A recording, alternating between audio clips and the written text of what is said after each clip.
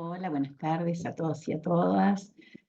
Una alegría inmensa y un placer poder participar de este encuentro y hacer un aporte en este compartir de experiencias que tiene que ver con una temática que yo vengo trabajando hace mucho tiempo, que es la medicalización de las infancias y las adolescencias. Voy a compartir en estos 10 minutos imagen para que podamos ir siguiendo la presentación. Eh, bueno, el tema un poco que quería pensar en compañía es el tema de las medicalizaciones de las infancias y de las adolescencias, pero desde una mirada desde el campo de la salud mental. En primer lugar, hacer una especie de contextualización del problema, ¿no? Que en las últimas décadas en Latinoamérica ha habido profundos cambios en las realidades socioeconómicas, junto con cambios culturales, las fragilizaciones de distintas instituciones, la escuela, la familia, los cambios políticos que han generado transformaciones importantes en la vida cotidiana de las personas, de las familias y por lo tanto de las subjetividades de niñas, niños y adolescentes. Este contexto donde el capitalismo global ha tenido una influencia muy importante en nuestra región y ha generado procesos de individualismo desregulado de todo encuadre colectivo, alguna cuestión de ruptura en términos de la comunidad y un importante desamparo en función de la retracción de las políticas sociales históricamente consensuadas en relación a las obligaciones del Estado. Y frente a esta retracción del Estado, muchas familias han sentido situaciones de desamparo y han quedado en situaciones de vulnerabilidad importante. Esto ha generado que los niños, niñas y adolescentes que constituyen su subjetividad en estos contextos se han visto de alguna manera afectados de distintas formas. Una de ellas en distintas formas de violencia que se han empezado a desarrollar en estos contextos. Un panorama general de nuestra región es un panorama importante en términos de la pobreza y exclusión que viven las infancias y adolescencias, sobre todo en el contexto de pospandemia del COVID, ¿no? que requiere todavía de un importante proceso de trabajo y elaboración por parte de los adultos y las adultas que estamos a cargo en diálogo con los chicos, porque sí, se ha visto que se han agudizado las desigualdades sociales, se han reforzado las injusticias, la discriminación y la exclusión de muchos grupos vulnerables, pero también de muchos chicos y chicas que aún perteneciendo a otras clases sociales han recibido impactos muy fuertes subjetivos post pandemia, ¿no? El tema de la pandemia, a su vez, vinculado a otros traumatismos sociales, impactan en las constituciones subjetivas, en las constituciones yoicas de los chicos y ponen fuertemente en riesgo las defensas psíquicas que ellos tienen, por lo cual todos y todas estamos encontrando en nuestras prácticas cotidianas nuevos modos en los que los chicos manifiestan su sufrimiento psíquico, ¿no? Ya no eran los mismos sufrimientos que antes. Hoy encontramos una importante cantidad de chicos que se autolesionan, y un importante nivel de suicidio, importantes consumos también en las redes, digamos, en las tecnologías digitales, apuestas digitales, consumos de sustancias ilícitas, bueno, toda una serie de nuevas problemáticas que empiezan a complejizar nuestro campo de actividad y nuestro campo de acción y a interpelarnos respecto a cuáles son las formas en las cuales vamos a tener que trabajar a partir de entonces. En ese marco también, ¿cuáles han sido las respuestas que desde el Estado, las organizaciones sociales o la comunidad han intentado dar frente a este enorme aumento de niveles de sufrimiento diferentes y de aumento de consultas a los servicios de salud particularmente, ¿no? Y al mismo tiempo una ausencia de respuestas en estos servicios de salud, sobre todo para dar respuesta a las problemáticas complejas, ¿no? Y esto ha generado una serie de derivas institucionales, o sea, que las familias han ido de uno a otro lugar sin encontrar respuestas que dieran solución a sus problemáticas. Y por otro lado, también toda una serie de situaciones vinculadas a las desigualdades, una de ellas es las desigualdades de género, ¿no? Las diferencias o sobre todo las dificultades también de las niñas en relación a todo lo que tiene que ver con la salud sexual y reproductiva, o aquellas niñas, niños y niñas que están en una situación, digamos, en términos de repensar su identidad de género. También hemos encontrado una enorme inequidad de acceso a los servicios de salud. No es lo mismo para una población migrante, no es lo mismo para un pueblo originario, no es lo mismo para la población afro. Realmente hay situaciones donde las inequidades en las barreras de acceso, si bien son enormes para todos, tienen un mayor nivel de profundidad. Y en el campo de la salud mental, para dar respuesta a todas estas problemáticas, encontramos un aumento enorme de la medicación psiquiátrica en la infancia, ¿no? Como una de las soluciones más rápidas, digamos, y más frecuentes para las cuales se intenta dar respuesta a abordajes muy complicados. Cuando estas situaciones incluso son muy graves, y sobre todo, particularmente en la niñez institucionalizada, o sea, en la niñez que haya sido vulnerada en su situación familiar, que ha pasado a instituciones a cargo del Estado, ahí mismo también se revulneran sus situaciones y terminan muchas veces en internaciones psiquiátricas. Bueno, desde el campo de la salud mental tenemos una concepción muy amplia respecto a lo que es la salud mental y no la pensamos en términos biológicos ni en términos patológicos, sino lo pensamos en cómo los distintos determinantes sociales de la vida cotidiana en nuestro continente, en América Latina y el Caribe, afectan a la construcción subjetiva de los niños, ¿no? Y que frente a esos traumatismos que tienen que ver con la ausencia de vivienda, la ausencia de una alimentación adecuada, las dificultades muchas veces de la escolarización, las violencias institucionales reiteradas, bueno, y la pobreza y una serie de violencias, estos niños y niñas no encuentran una posibilidad de simbolizar y elaborar sus sufrimientos, ¿no? Y una de las situaciones centrales que más marca psíquica trae es muchas veces la naturalización que hacemos sobre estos sufrimientos, que está muy vinculada a ciertos estigmas, digamos, ¿no? Que se generan sobre ciertos tipos de infancias, ¿no? Que terminan generando infancias subalternizadas, las infancias en situación de calle, las infancias que no viven con sus familias, las infancias institucionalizadas, ¿no? Bueno, en ese contexto, digamos, nos encontramos con un aumento enorme, como decíamos, de problemáticas a las cuales no encontramos muchas veces se rompieron nuestros marcos y ahora los vamos a ver teóricos para dar una respuesta. Pero en el marco del ámbito de la salud, pero en el marco de la sociedad en general, una de las respuestas más rápidas que se han dado es la medicalización en la infancia. ¿Y a qué llamamos medicalización? Medicalización es un término que hace muchos años acuñó Illich, Iván Illich, pero que ahora lo transformó Conrad, o por lo menos lo profundizó, que tiene que ver con que es un proceso por el cual un problema que no es médico, es definido en términos médicos, es descrito empleado un lenguaje médico, es comprendido en un marco de un contexto médico y se interviene justamente como si fuera un tratamiento médico. Entonces, situaciones que antes formaban parte de la vida cotidiana, ahora son medicalizadas y entendidas en términos médicos.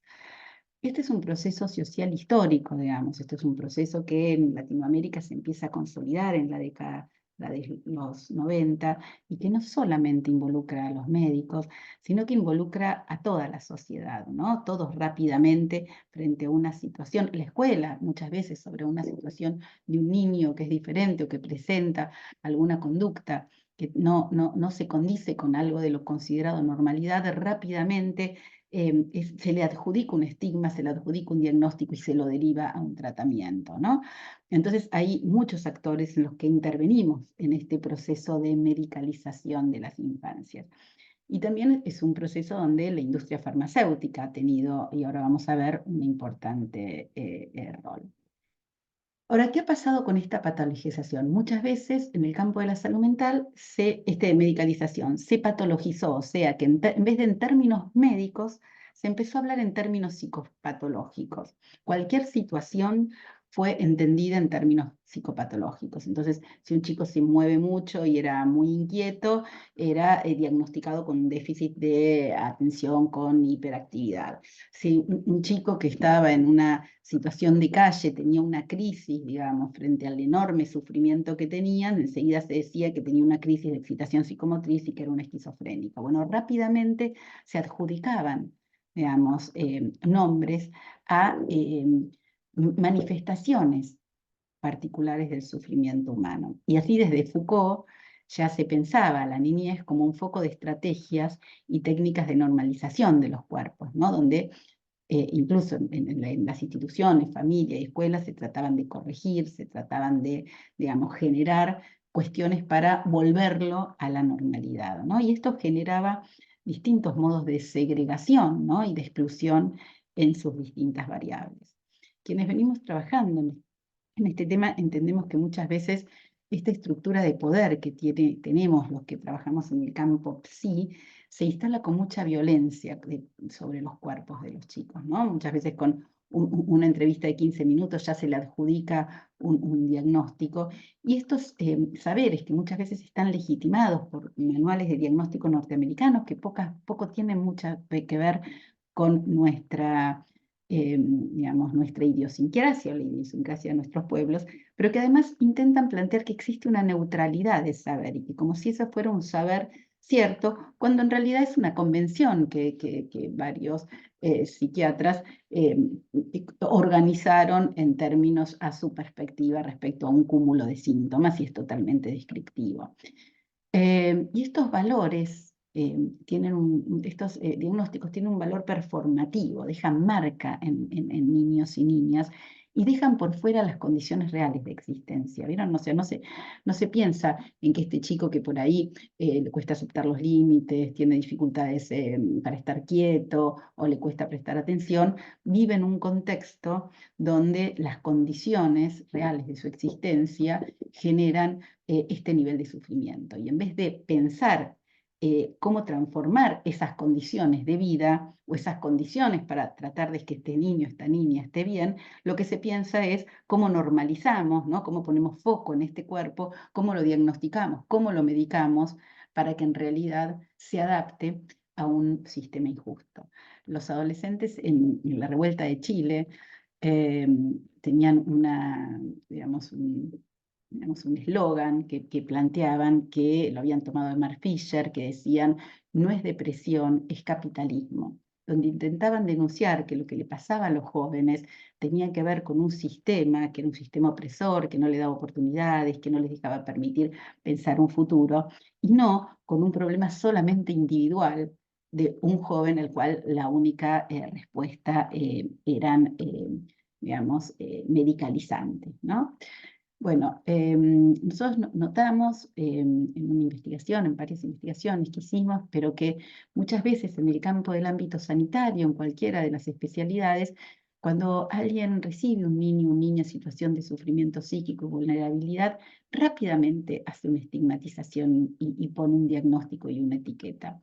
Y esa etiqueta muchas veces está acompañada con el no es para acá, ¿no? Bueno, esta etiqueta implica que vaya a otro lugar, ¿no? Entonces ahí sí se produce un proceso de exclusión, termina yendo a otro servicio y ese otro servicio vuelve a hacer un diagnóstico y dice, bueno, tampoco es para acá, digamos, ¿no? Porque no tenemos los profesionales necesarios y porque el problema este tiene una complejidad, y termina generándose toda una derivación, digamos, sin un anclaje, que plantea una segregación espacial para estos niños y niñas, donde quedan sin lugares propios, ¿no? Sin lugares propios para poder desarrollar, o sea, para poder ser incluidos, para poder ser aceptados, ¿no? Esto Foucault lo pensaba como una biopolítica sobre los niños y niñas.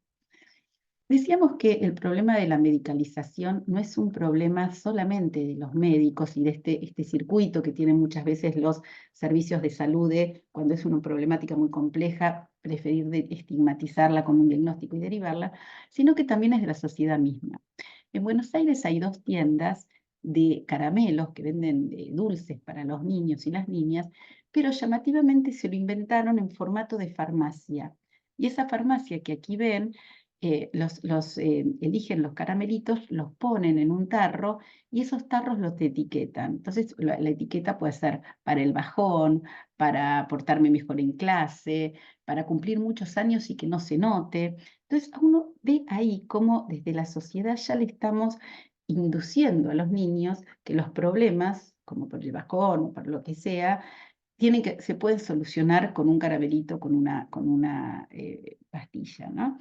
Y es muy fuerte también el modelo en el que acá también se incluye el neoliberalismo, el individualismo absoluto, porque la propaganda dice, elegís el packaging, elegís la golosina o el dulce, elegís la etiqueta que le pones, pero también elegís si lo compartís o no.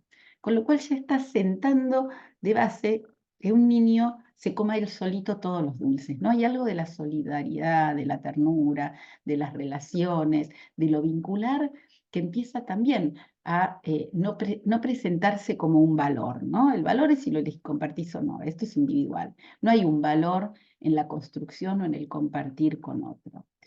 Y estos son unas golosinas que daban en un congreso de psiquiatría, también acá en la ciudad de Mar del Plata, donde es interesante porque le daban golosinas para los médicos y para sus hijos, pero que atrás decía monodosis de dulzura y era una propaganda de un laboratorio que era el Centro Coordinador de Clozapina, digamos, ¿no? Entonces hay como toda una cuestión en donde la medicación, y ahí no sería la medicalización, sería el proceso de medicamentalización, o sea, de generar medicamentos para solucionar los problemas que tienen que ver para la vida cotidiana. Por supuesto que para un montón de cosas son súper importantes los medicamentos, ¿no?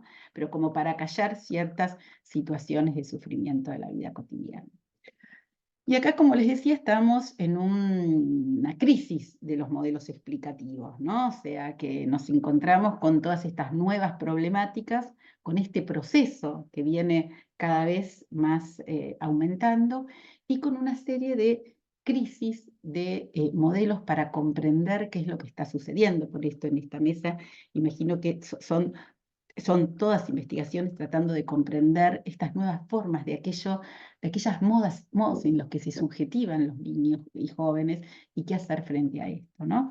Porque claramente están determinados por esto que nosotros vemos que son matrices capitalistas, como vimos, matrices coloniales, porque muchas veces vienen determinados ya no de nuestros propios pueblos, de nuestras nuevas formas del buen vivir, de nuestra construcción de nuestra cultura, sino que vienen de la cultura del norte. Son patriarcales, porque hay una fuerte, digamos, cuestión en términos de género, pero sobre todo, y ahí sí tendríamos que hacer un proceso de reflexibilidad, son adultocéntricas.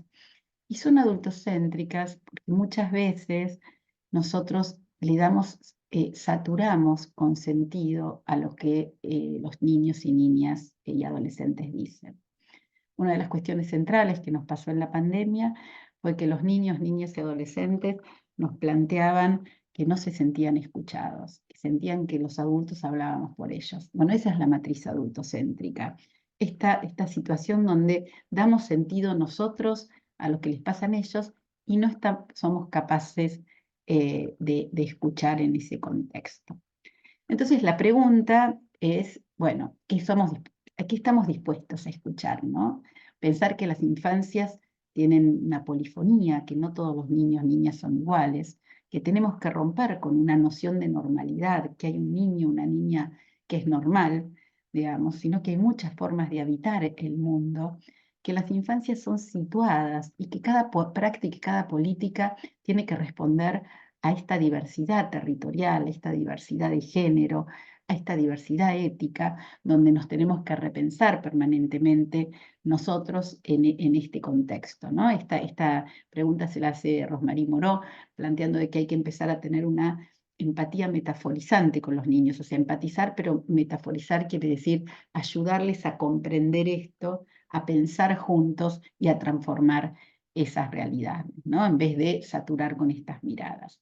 Pero sobre todo, cambiar epistemológicamente la idea que tenemos de los niños, niños y adolescentes, ¿no? Y si hay niños, niños y adolescentes que, como Ana Frank, escribieron un libro que, digamos, después fue un libro, digamos, o sea, mundialmente reconocido respecto a su experiencia, ¿por qué no pensamos que todos los niños y niñas son sujetos epistémicos que generan saberes y que generan sus propias narrativas, y que estas narrativas tienen un enorme valor? Y ahí sí la pregunta de cómo nos hacemos disponibles a los problemas que los niños y niñas, a los nuevos problemas que los niños y niñas nos traen, ¿no? Y para eso sí, esta reflexividad de abrir brechas y fisuras en la agencia del poder, digamos, del ejercicio de poder que nos agencia, ¿no?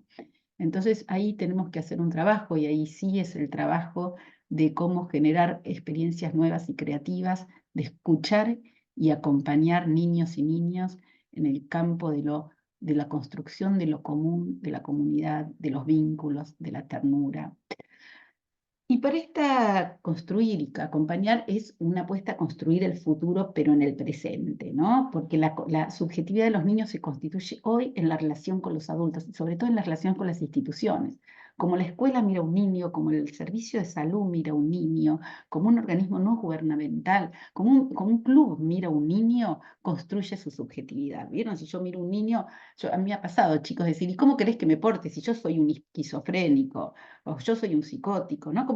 Como tratar de tener mucho cuidado de no adjudicarle una identidad subalternizada, sino generar una apuesta a lo que sí puede. Entonces la pregunta es, cuando yo pienso un niño, hago una historia clínica, hago un informe judicial o hago un informe escolar, no solo poner la cantidad de cosas que este chico tiene, digamos, disruptivas, sino pensar qué cosas sí tiene de positivas, digamos, cómo yo lo puedo constituir desde esta mirada, ¿no? Que sea más subjetivante, porque decían también en otra pancarta los chicos, en una especie de manifestación, que decían, ¿qué es salud mental? Y decía, salud mental es ser parte. Es decir, salud mental es no sentirse excluido, no sentirse estigmatizado, ser aceptado, tener los derechos, y ahora vamos a ver, tener los derechos garantizados, digamos. Y esto ya lo toma UNICEF, lo toma la Organización Mundial de la Salud, donde ya se piensa la salud mental no en términos ahistóricos, no en términos biológicos, no en términos medicalizantes, sino que ver cómo influyen en sus vidas la pobreza, el conflicto, la enfermedad y sobre todo el acceso a oportunidades, ¿no? Tenemos que generar prácticas que generen acceso a oportunidades. Y para terminar, tenemos muchos desafíos, pero sobre todo en este nuevo, digamos, contexto en el que estamos, tenemos que pensar prácticas innovadoras, ¿no? Prácticas innovadoras creativas que tomen estas nuevas formas de socialización que tienen los adolescentes, estas nuevas formas de relacionamiento, estas nuevas formas, y tener que comprenderlas y resituarlas colectivamente, en conjunto, ¿no? En compañía, en este diálogo, ¿no?